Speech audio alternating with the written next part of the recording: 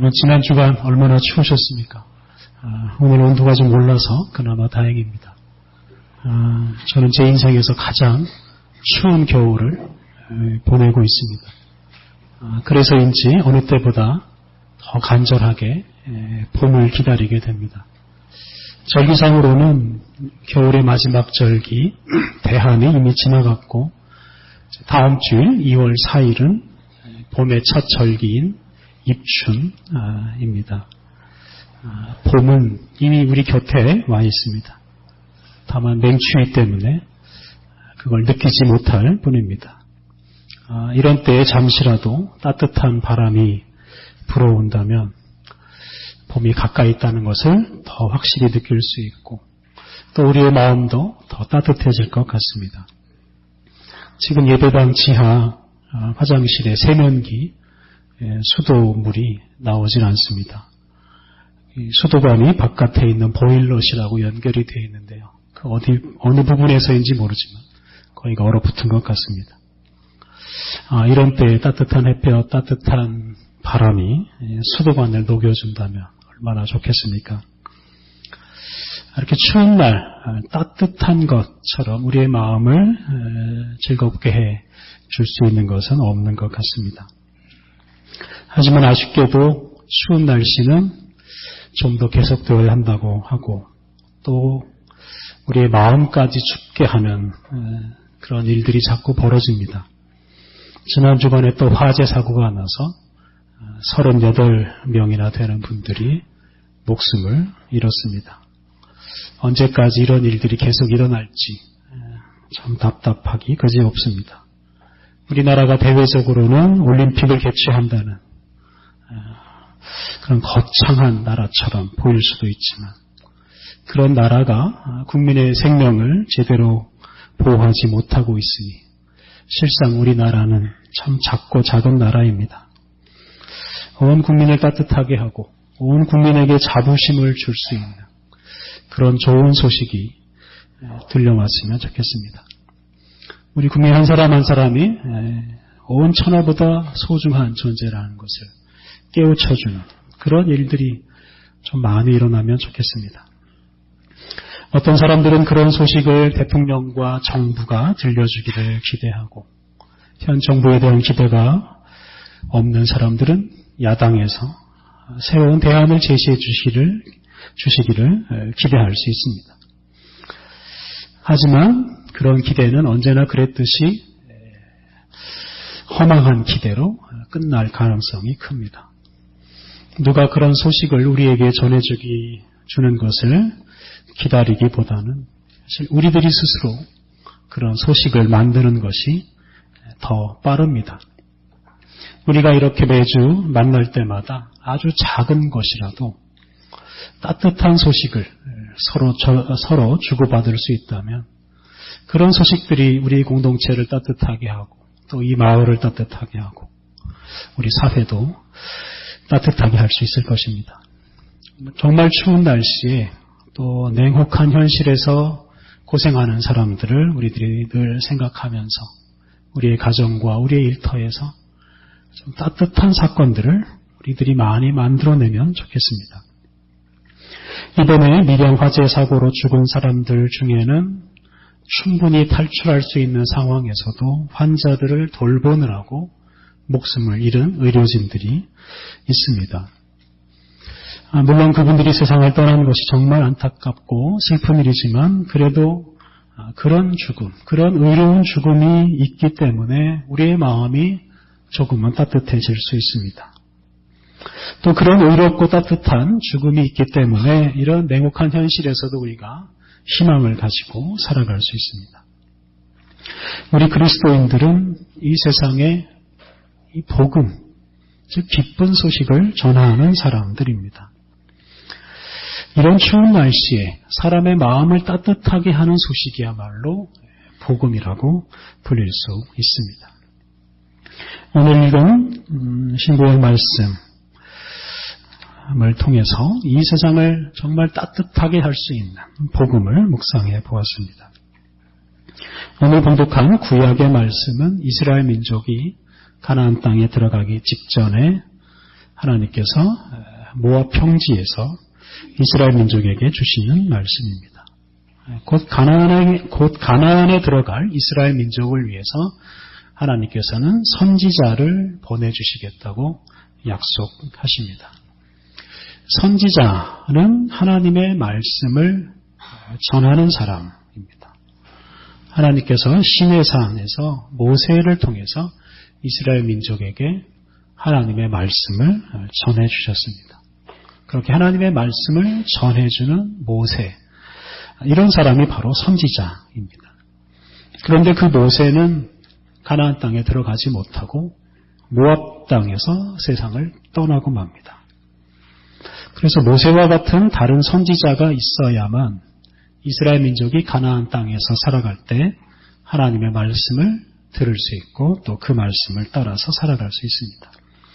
바로 그것 때문에 하나님께서는 새로운 선지자를 주시겠다고 약속을 하십니다. 오늘 읽은 본문 15절에서 모세가 하나님의 뜻을 이렇게 전합니다. 내 하나님 여호와께서 너희 가운데 내 형제 중에서 너를 위하여 나와 같은 선지자 하나를 일으키시리니 너희는 그의 말을 들을지어다. 하나님께서 이스라엘 민족을 위해서 모세와 같은 선지자 하나를 세워주시겠다고 약속하십니다. 이 구절에서 너희 가운데 내 형제 중에서 라는 구절을 주목해야 합니다.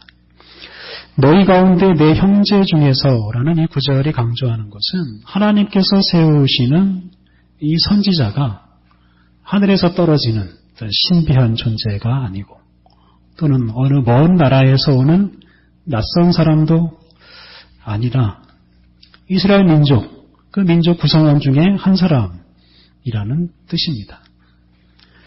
선지자는 하나님의 말씀을 전해주기만 하면 되는 사람이기 때문에 선지자 자신이 특별하거나 위대하거나 할 필요가 없습니다.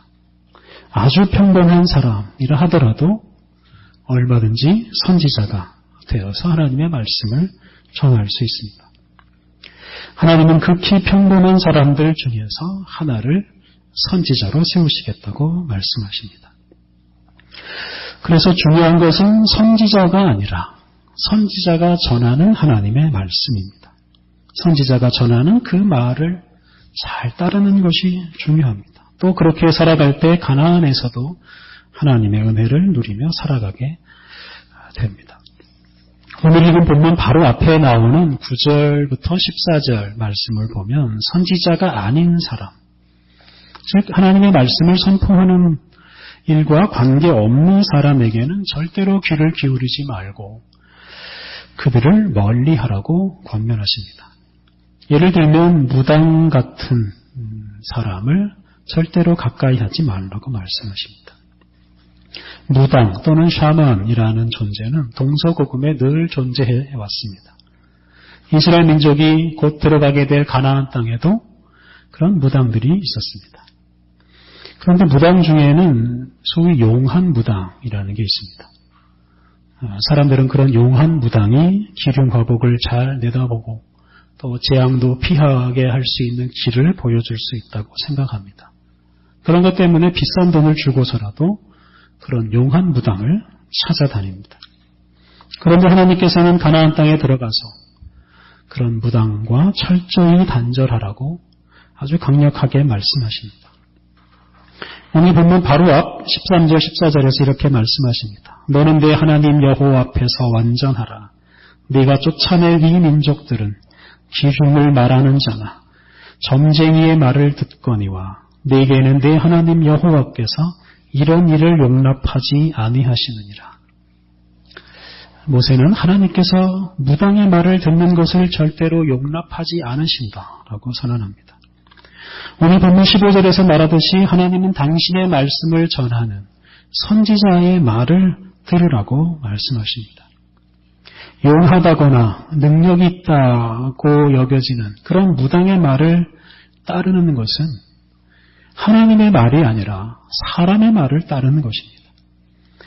그것은 하나님의 말씀을 따르는 것이 아닙니다. 그러하기에 그것을 결코 용납하지 않으십니다. 사람을 주목하지 않고 그 사람이 전하는 하나님의 말씀을 주목하고 그것을 따르는 것이 하나님의 뜻입니다. 사람을 높이지 않고 하나님의 말씀을 높이는 것이 하나님의 뜻입니다. 그런 하나님의 뜻을 따라서 살아갈 때 이스라엘 민족이 가나안 땅에서 행복하게 살아갈 수 있습니다. 그래서 하나님께서는 가나안에서 사람의 말을 따르지 말고 당신이 세우시는 선지자가 전하는 당신의 말씀을 따르라고 하신 것입니다. 그런데 슬프게도 이스라엘 민족은 가나안 땅에 들어가서 하나님께서 세우신 선지자의 말을 제대로 따르지 못합니다. 심지어 하나님의 말씀을 전하는 선지자들을 박해하고 죽이기까지 했습니다. 특히 왕을 비롯한 권력자들이 앞장서서 선지자들을 박해하고 백성들로 하여금 선지자의 말이 아니라 자기 자신의 말을, 권력자들의 말을 따르게 했습니다. 그 결과 이스라엘 민족은 망했습니다. 선지자들이 전하는 하나님의 말씀을 듣지 않다가 이스라엘 민족은 망했습니다. 그들은 가나안 땅에서 쫓겨나서 바벨론까지 가서 거기에서 포로 생활을 했습니다. 하나님의 말씀이 아니라 사람을 따르다가 그들은 추운 겨울 같은 험한 현실을 맞게 되었습니다. 이스라엘 민족은 바벨론 포로 생활을 하면서 비로소 자신들의 잘못을 깨닫습니다. 그들이 가나안 땅에서 쫓겨난 이유가 바로 선지자들의 말을 듣지 않은 것임을 깨닫습니다. 또한 그들이 선지자들을 박해하고 죽이는데도 불구하고 하나님께서는 그들을 사랑하셔서 끊임없이 선지자들을 보내주셨었다는 사실도 깨닫게 됩니다. 그 사실을 깨달은 이스라엘 민족은 바벨론 포로 생활을 하면서 거기에서 모세를 비롯한 선지자들이 전해준 하나님의 말씀을 수집하고 그것을 정리하고 책으로 만들기 시작합니다. 그리고 그 말씀을 하나하나 공부하기 시작합니다. 바로 그 공부를 위해서 회당이라는 것을 만들었습니다. 그리고 안식일마다 그 회당에 모여서 율법을 공부했습니다. 안식일의 회당에서 율법을 공부한 것이 이스라엘 민족의 역사에서 새로운 전기가 됩니다. 안식일, 회당, 율법. 이것은 오늘날까지도 유대인이라고 불리는 사람들의 정체성을 만들어내는 핵심 중의 핵심입니다. 안식일의 회당에서 율법을 공부하던 이스라엘 민족은 다시 고향으로 돌아올 수 있는 기회를 얻게 되고 또 새로운 나라를 세우게 됩니다. 선지자들을 통해서 들은 하나님의 말씀을 다시 수집하고 그 말씀을 소중하게 여기고 그 말씀을 공부하고 그 말씀에 순종하기 시작하면서 그들은 바벨론 포로 생활에서 해방되고 새로운 나라를 세울 수 있는 힘까지 얻게 되었습니다. 이스라엘 민족이 선지자가 전하는 하나님의 말씀에 귀를 기울이지 않음으로 망했지만 하나님은 끊임없이 선지자들을 보내시고 그들을 통해서 계속해서 말씀하셨습니다. 그리고 그들이 선지자들의 말에 귀를 기울이기 시작하면서 그들은 새로운 생활을 시작할 수 있게 되었습니다. 선지자들을 통해서 전해드린 그 하나님의 말씀이 이스라엘 민족에게는 마치 추운 겨울에 불어오는 따뜻한 봄바람과 같은 것이었습니다. 사랑하는 성도 여러분, 선지자들이 선포한 하나님의 말씀이 바로 우리 인생에 봄을 가져오는 복음입니다. 선지자들과 사도들을 통해서 만들어진 이 성경에 우리가 귀를 기울이며 살아갈 때 우리는 봄날 같은 인생을 살 수 있습니다. 또한 이 하나님의 말씀을 세상에 전하는 것이 바로 우리들의 사명이고 또 이것이 얼어붙은 세상에 봄을 가져오는 길입니다. 우리는 우리 교회가 세워진 지 60번째로 맞이하는 해를 보내고 있습니다. 우리 교회가 처음 세워질 당시 우리 마을이나 우리 나라의 상황은 처참하기 그지 없었습니다. 6.25 전쟁의 상처와 참화 그리고 가난이 우리나라를 짓누르고 있었습니다. 그런 시대에 우리 교회가 세워지고 이 지역에서 하나님의 말씀을 선포하며 살았고 많은 사람들에게 희망을 전하며 살았습니다. 그런데 60년이 지난 지금 우리 사회와 우리의 마을이 다시 추운 겨울 같은 현실로 접어들고 있습니다. 다 아시듯이 우리 마을은 지금 원룸촌으로 변하고 말았습니다. 저도 어느덧 이 동네에 발을 들여놓은 지가 20년이 되어가고 있습니다만 아직도 아는 사람보다 모르는 사람들이 훨씬 더 많습니다. 우리 마을에는 이웃이나 가족 없이 혼자 살려고 하는 사람들이 점점 많아집니다. 그것이 우리 마을을 더 춥게 만듭니다. 또 이것은 우리나라 전체의 현실이기도 합니다. 이런 시대에 우리는 다시 한번 하나님의 말씀을 더 힘차게 선포함으로써 60년 전에 이 마을에 희망을 주었던 우리들의 선배들의 정신을 다시 한번 되새겨야 하겠습니다. 오늘 봉독한 신약의 말씀은 예수님께서 안식일에 가버나움에 있는 회당에서 하신 일입니다.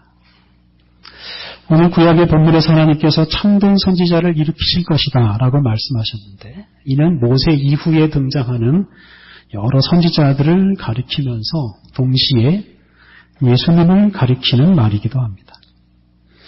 예수님은 하나님께 온전히 순종하심으로 십자가를 지시기까지 하면서 우리를 향한 하나님의 뜻과 하나님의 사랑을 다 보여주시고 또 부활하심으로 우리의 미래까지 보여주셨습니다. 선지자이신 예수님은 단지 말로 하나님의 말씀을 선포한 것이 아니었습니다. 말이 아니라 행동으로, 말이 아니라 삶으로, 말이 아니라 십자가로, 부활로 하나님을 보여주시고 하나님의 말씀을 선포하셨습니다. 오늘 본문에서도 예수님은 말이 아니라 행동으로 하나님의 말씀을 선포하십니다. 그것은 바로 귀신들을 쫓아내시고 사람을 고치시는 것입니다. 오늘 본문 21절을 보면 예수님께서 회당에서 가르치실 때 가르침을 받는 사람들이 놀랍니다. 예수님의 가르침이 이전의 서기관들과는 많이 달랐기 때문입니다. 그런데 사람들만 놀란 게 아니었습니다. 회당 안에 귀신 들린 사람이 있었는데 그를 사로잡고 있던 귀신들이 예수님의 가르침에 놀랍니다. 그리고 예수님을 두려워합니다. 예수님은 그런 귀신들을 쫓아내심으로 귀신 들린 사람을 자유롭게 하십니다. 25절, 26절 예수께서 꾸짖어 이르시되 잠잠하고 그 사람에게서 나오라 하시니 더러운 귀신이 그 사람에게 경련을 일으키고 큰 소리를 지르며 나오는지라. 예수님께서 권위 있는 말씀으로 귀신들을 몰아내십니다. 그 사람에게서 또 회당에서 가버나움에서 귀신들을 몰아내십니다. 그렇게 예수님께서는 당신의 말씀으로 귀신을 몰아내심으로써 갈릴리 온 땅에 하나님의 나라를 확장하십니다. 우리말 사전을 보면 이 귀신의 기본적인 뜻은 죽은 사람의 넋입니다. 그래서 우리 사람이 죽으면 귀신이 되는 겁니다. 우리 조상들은 특히 한을 품고 죽은 사람의 귀신은 하늘로 올라가지 못하고 살아있는 사람들의 세계에 남아서 사람들을 괴롭힌다고 생각했습니다. 그래서 그런 귀신을 잘 달래줘야 한다고 생각하고 구슬하거나 또 그 귀신의 소원이라고 생각되는 것을 들어주기도 했습니다. 그런데 성경에서 말하는 귀신은 완전히 다른 것입니다. 성경이 말하는 귀신은 죽은 사람의 넋이 아닙니다. 귀신은 하나님의 나라가 이 땅에서 확장되는 것을 방해하는 악한 세력입니다. 오늘 본문을 자세히 살피면 귀신이라는 단어 앞에는 더러운이라는 수식어가 붙어 있습니다. 귀신은 사실 무서운 게 아니라 귀신은 더러운 것입니다.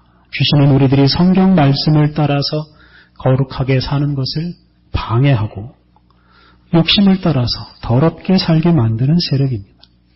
이 귀신에 사로잡힌 사람은 하나님의 자녀로서 살지 못하고 그에게 주어진 사명도 제대로 감당하지 못하게 됩니다. 본문 속에 나오는 귀신들이 바로 그런 더러운 귀신들입니다. 본문 속에 귀신 들린 사람은 더러운 영에게 사로잡혀서 더러운 영의 노예 노릇을 하느라고 자유를 잃어버리고 하나님의 뜻과는 반대로 살았습니다. 그런데 예수님께서 당신의 말씀으로 그 귀신들을 제압하시고 그 사람으로 하여금 하나님의 말씀을 따라서 하나님의 백성으로 살아가게 하십니다. 이런 일이 일어나는 것을 보고 사람들이 놀라서 하는 말이 27절에 나옵니다. 다 놀라 서로 물어 이르되 이는 어찌미냐 권위 있는 새 교훈이로다. 더러운 귀신들에게 명한즉 순종하는도다 하더라. 귀신이 쫓겨나는 현상을 보면서 사람들은 예수님의 말씀은 귀신을 복종하게 하는 권위 있는 새 교훈이라고 말합니다. 사람들은 자기들 눈앞에서 귀신들이 물러가는 모습을 보면서 예수님의 말씀이야말로 진정한 하나님의 말씀이라고 인정합니다.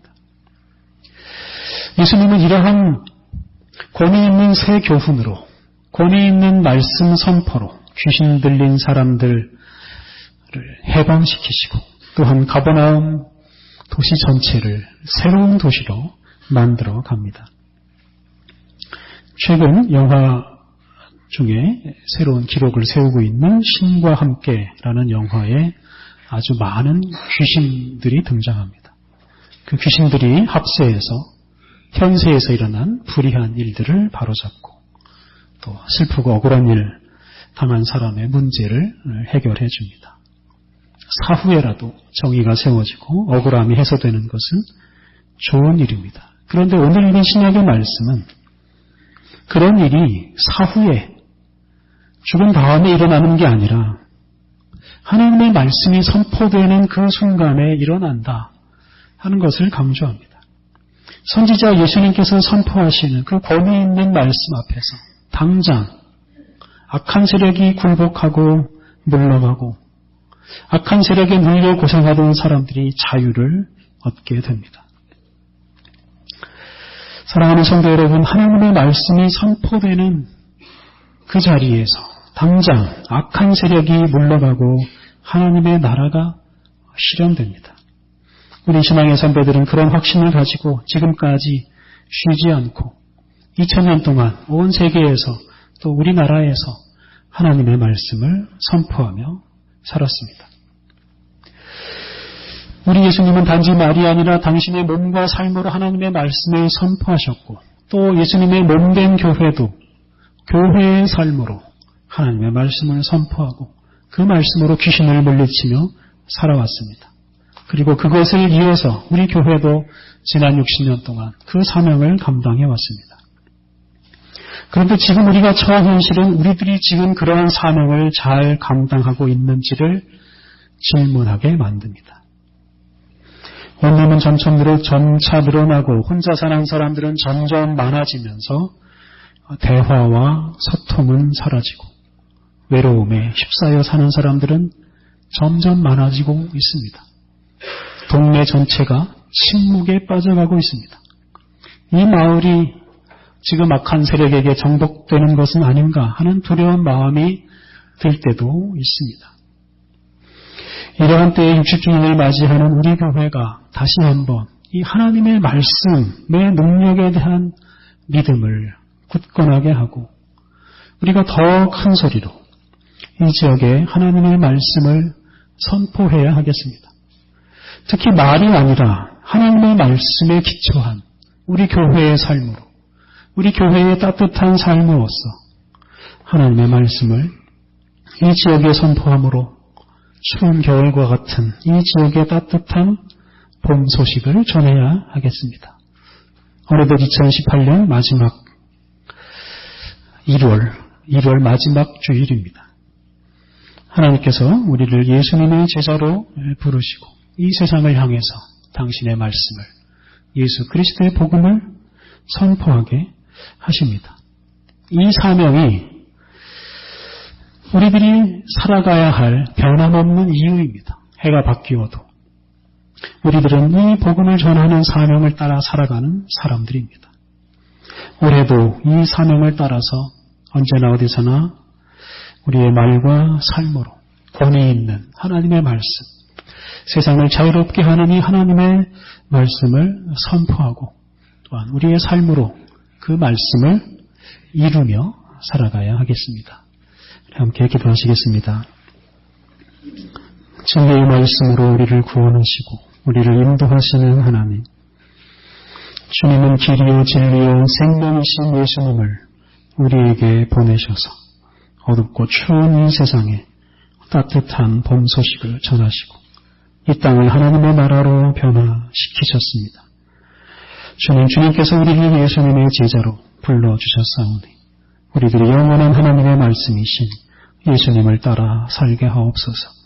온 세상을 구원하시는 예수 그리스도의 복음을 우리의 말과 우리의 삶으로 선포하게 하옵소서. 그리하여 악한 세력에 물려 고생하는 사람들을 해방시키며 우리의 가정과 일터와 이 마을에 하나님의 나라를 더 널리 확장하게 하옵소서. 예수님의 이름으로 기도드립니다. 아멘.